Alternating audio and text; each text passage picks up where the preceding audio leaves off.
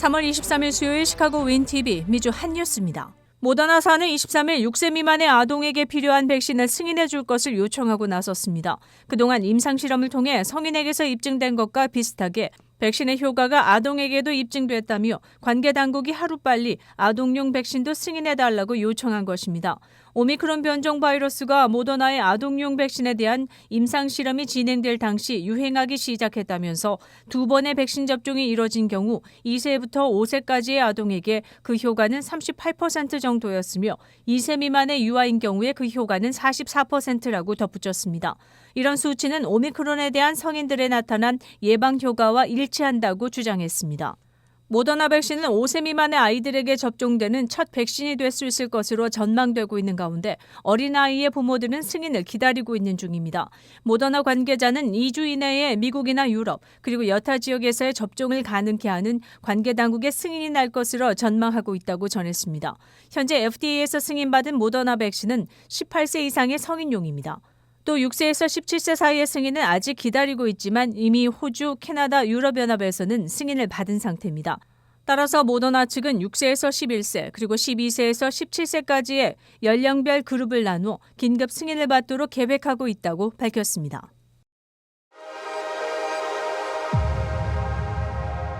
주 초부터 텍사스 일대에 발생한 토네이도가 22일 오후에는 뉴올리언스로 이동하며 건물이 파괴되고 정전이 일어나는 등 심각한 피해를 초래하고 있는 가운데 이 지역 주민 1명이 사망하고 수명이 부상당한 것으로 알려졌습니다.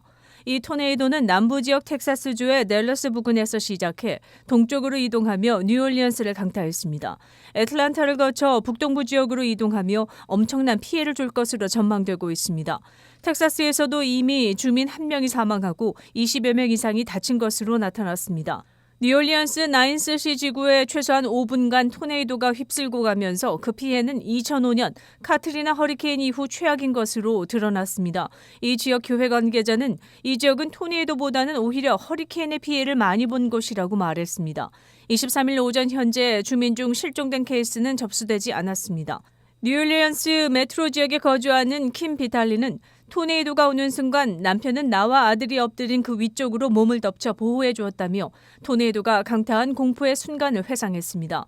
이 지역 일대는 정전 사태로 말미암아 주민들은 캄캄한 집에서 암흑의 시간을 보내야 했고 급히 대피소로 몸을 피하라는 경고가 나왔습니다. 루이지애나주 남동쪽은 2020년 허리케인 아이다로 인해 큰 피해를 입은 곳이기도 합니다. 뉴올리언스가 토네이도로 큰 피해를 입었던 때는 지난 2017년도였던 것으로 알려졌습니다.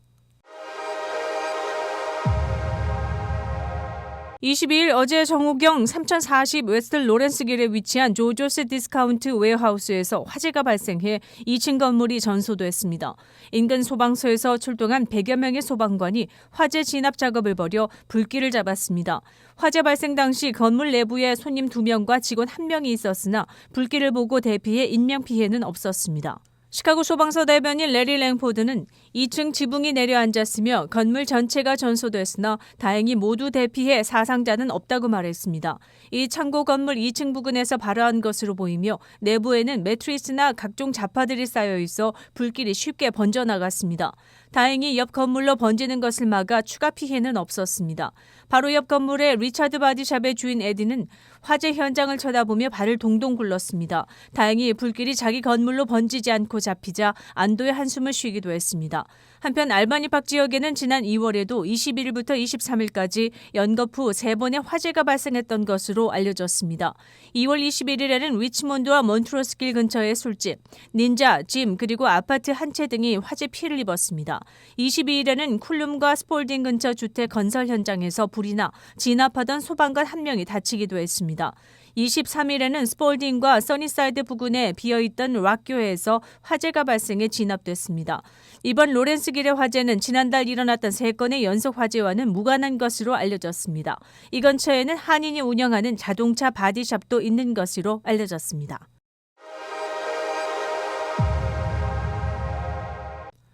윌리 윌슨 백만장자의 공짜 휘발유 공급이 24일 예정된 가운데 서버부의 몇몇 주유소들은 가입을 철회하고 있다는 소식입니다. 시카고에서 21개 주유소 그리고 서버부 지역의 25개 주유소가 이번 $100만 프리게스 행사에 참여할 예정입니다. 그러나 몇몇 서버부는 난감을 표시하고 나섰습니다. 남부 서버브 RC의 경우 경찰서에서 교통체증을 막기 위해 경찰 인력을 주유소 인근에 투입해야 하고 인근 주민들에게 불편을 끼치는 행사이기에 동네 주유소의 참여를 제고해야 한다는 입장입니다. 행사에 투입되는 엑스트라 경찰의 오버타임 비용은 최소 $10,000인 것으로 밝혀졌습니다. 시카고 주유소의 경우 한 주유소당 400여 대의 차량을 예상하고 있습니다. 윌슨 백만장자는 기프트 카드 같은 것을 고려해봤지만 사기를 치는 경우가 나올 것에 대비해 시민들이 직접 주유소로 갈 것을 권유한다고 말했습니다. 이 행사를 위해 자신도 200여 명의 인원을 따로 고용해야 한다며 납세자의 한 명으로서 경찰의 오버타임까지 페이할 수는 없다는 입장을 밝혔습니다.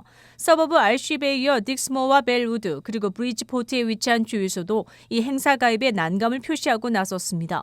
이에 윌슨은 도네이션 행사는 돈을 낸 나의 의지대로 하는 것이라며 세 번째 행사도 가능하다는 의도를 내비쳤습니다.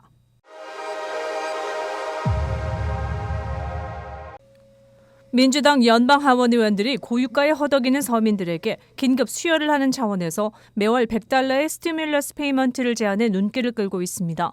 일리노이 민주당 연방 하원 의원을 비롯해 캘리포니아 마이크 탐슨 의원, 코네티컷 로렌 언더우드 의원들이 공동으로 Gas Rebate Act of 2022를 발의한 것입니다. 이 발의안은 이른바 에너지 리베이트로 불리우며 전국 평균 유가가 갤런당 $4를 상회하는 달은 어느 달이든지 월 $100를 지불하며 부양가족 1인당 $100를 추가해 지원해 준다는 내용입니다. 발의안 의원들은 러시아 불법 전쟁 발발로 인해 전 세계 유가가 급등하면서 서민들에게 재정적인 압박을 가하고 있는 바 경제적인 피해가 엄청나다며 이 고통을 경감시키고자 중산층을 상대로 월 페이먼트라는 방안을 제안하게 된 것이라고 입을 모았습니다. 그러나 발의안에는 어떻게 그런 재원을 만들지에 대한 디테일이 없으며 하원이 또 다른 형태의 스티뮬러스 페이먼트를 시행하는 것에 부담을 느끼고 꺼려한다는 게 문제입니다. 한 달 이상 기록적인 고유가가 지속되면서 하락세를 보이지 않자 이 발의안이 나왔습니다. 힐러리 클린턴 전 국무장관이 코비드-19 확진 판정을 받았습니다. 22일 자기의 트위터에 올린 글에서 자신은 코비드-19 양성 반응이 나왔으나 약한 감기 증상이 있을 뿐 몸의 전반적인 상태는 양호하다고 올렸습니다. 그리고 빌 클린턴 전 대통령은 음성 판정이 나왔다고 덧붙였습니다. 74세의 힐러리는 계속된 트위터에서 남편은 집안의 모든 것이 클리어될 때까지 격리되어 있으며 자가격리 중 시간을 보내기 위해 영화를 볼 것 같으니 볼만한 영화를 추천해 주기 바란다고 올렸습니다. 그리고 다행히 코로나 바이러스에 대처하는 백신이 나와 심하게 아픈 단계까지 가지 않고도 이렇게 증상이 호전되고 있다는 것에 대해 무척 감사한 마음을 가지게 됐다고 토로했습니다. 따라서 모든 미국인들이 백신 주사를 자진해서 맞으면 설사 코로나 변종 바이러스에 감염되더라도 거뜬히 이겨나갈 수 있을 것이라며 백신 접종을 할 것을 강조했습니다.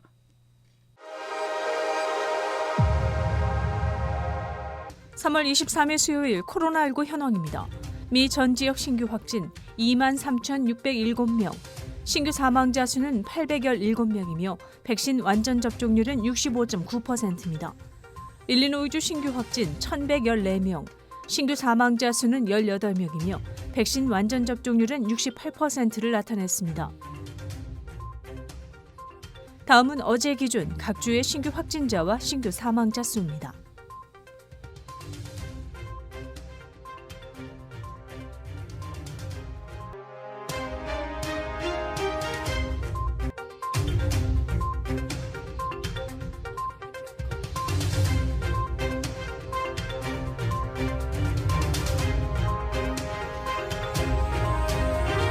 코로나19 관련 자세한 내용은 시카고 토탈닷컴을 통해 다시 볼 수 있습니다.